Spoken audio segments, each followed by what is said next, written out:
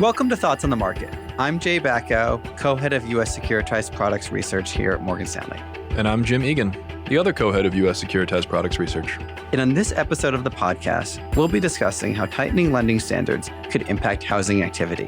It's Tuesday, August 9th at 11 a.m. in New York. Now, Jay, you published a high-level report last week with Vishy Tirupattur, who's the head of fixed income research here at Morgan Stanley, on the coming capital crunch. Basically, rising capital pressures will mean that banks will have to make tough choices in their lending books. Is that about right? Yeah, that's it. Basically, we don't think that markets have really appreciated the impact of the combination of how rising rates cause losses on banks' portfolios, the regulatory changes, and the results of the stress test capital buffers. All of these things are going to require banks to look at the composition of not just the assets that they own, but their business models in general. Our large cap banking analyst, Betsy Graseck, thinks that banks are going to look at things differently to come up with different solutions depending on the bank. But in general, across the industry, expects lending standards to tighten for this year and in 2023, and for loan growth to slow. So, Jim, if banks are going to tighten lending standards, then what does that mean for housing activity?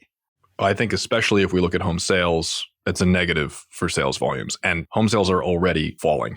We've talked about affordability deterioration on this podcast a few times now, not just the fact of where affordability is in the housing market, but how rapidly it's deteriorating. If lending standards are going to tighten on top of those affordability pressures, then that just argues for potentially an even more substantial decrease in sales volumes going forward.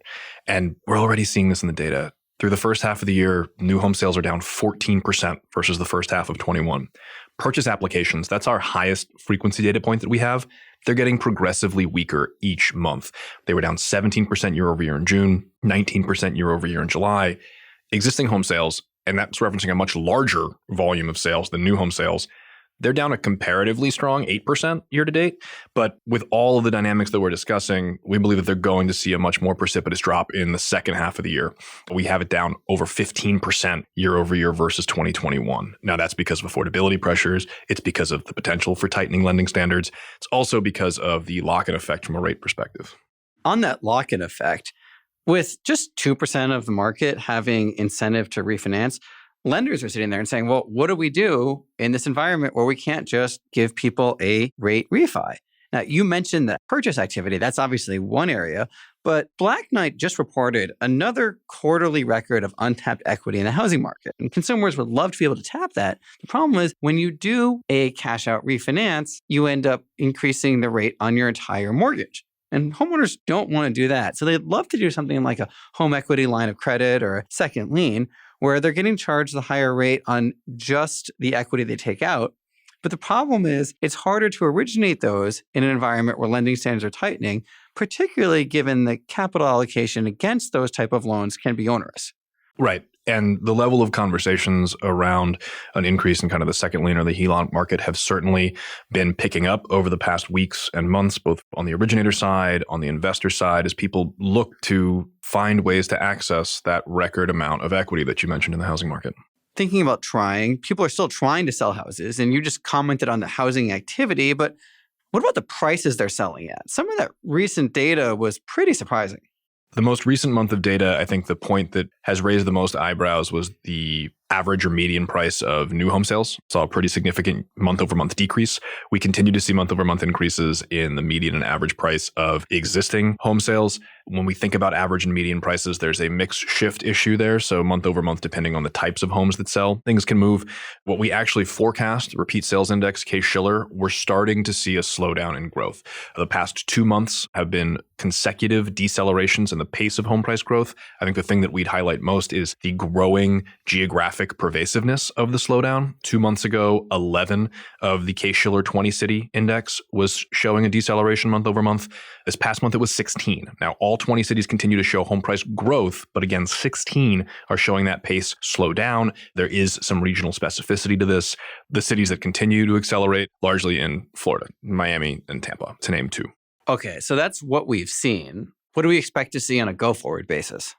We talked about our expectations for sales a few minutes ago. I think the one thing that we do want to highlight is on the starts front. We think that single unit starts are going to start to decrease over the course of the back half of this year. There's a couple reasons for that. We talked about affordability pressures. Another dynamic that's been playing out in the space is that there's been a backlog, not just of housing starts, but before those starts get to completion, units under construction has swollen back to 2004 levels. Starts themselves are only at 1997 levels. We do think that that is going to kind of disincentivize starts going forward. We're already starting to see it a little bit in the underlying data. Trailing 12-month single unit starts had plateaued for largely a year. They've been down the past 2 months. We think that they're going to continue to fall in the back half of this year. It's already playing through from a sentiment perspective. Home builder confidence is down 39% from its peak in November of 2020, and that's being driven by their perception of traffic on their sites, as well as their perception of future sales conditions. So we do think that starts are going to fall because of a number of these dynamics. And we think that home price growth is going to remain positive, and we've highlighted this on this podcast before, but the pace is going to start slowing pretty materially in the back half of this year. The most recent print was 19.7%, down from over 20%, but we think it gets all the way to 9% by December 2022, 3% by December 2023. So continued home price growth, but the pace is going to slow pretty materially. Jay, thanks for taking the time to talk. Jim, always a pleasure. And thanks for listening. If you enjoy Thoughts on the Market, please leave us a review on Apple Podcasts and share the podcast with a friend or colleague today.